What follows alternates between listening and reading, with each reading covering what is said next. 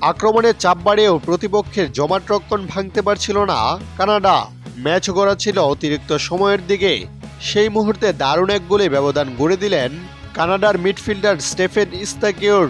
দক্ষিণ আফ্রিকার স্বপ্ন ভেঙে শেষ ১৬য় উঠল বিশ্বকাপের সহ-আয়োজক দেশ কানাডা। লস অ্যাঞ্জেলসে রোববার নকআউট পর্বের প্রথম ম্যাচটি ১-০ গোলে জিতেছে তারা। এর আগে আরও দুইবার বিশ্বকাপ খেললেও দুবারই তারা গ্রুপ পর্ব থেকে বিদায় নিয়েছে।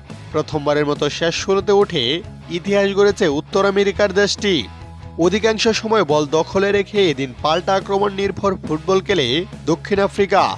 রক্ষণ জমাট হওয়া এবং পোস্টে রনেন উইলিয়ামসের মতো বিশ্বস্ত একজন থাকাই হয়তো অতিরিক্ত সময় ও টাইব্রেকারে ম্যাচ টেনে নেওয়ার আশাই ছিল দলটি। তাদের সেই আশা ভেঙে দিলেন ইস্তাকিওর।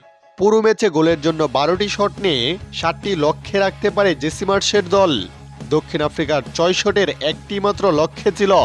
প্রথমবারের মতো নকআউট পর্বে ওঠা দুদলই বেশ আত্মবিশ্বাসী শুরু করে। ফুটবল যদিও খুব গতিময় ছিল না।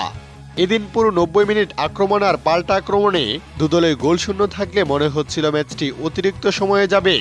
কিন্তু যোগ করা সময়ের দ্বিতীয় মিনিটে জনস্টনের ক্রস ডিবক্সে হেডে ক্লিয়ার করেন একজন।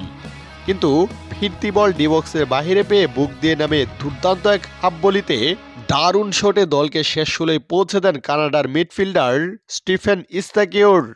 এতেই স্বপ্ন ভঙ্গ হয় দক্ষিণ আফ্রিকার।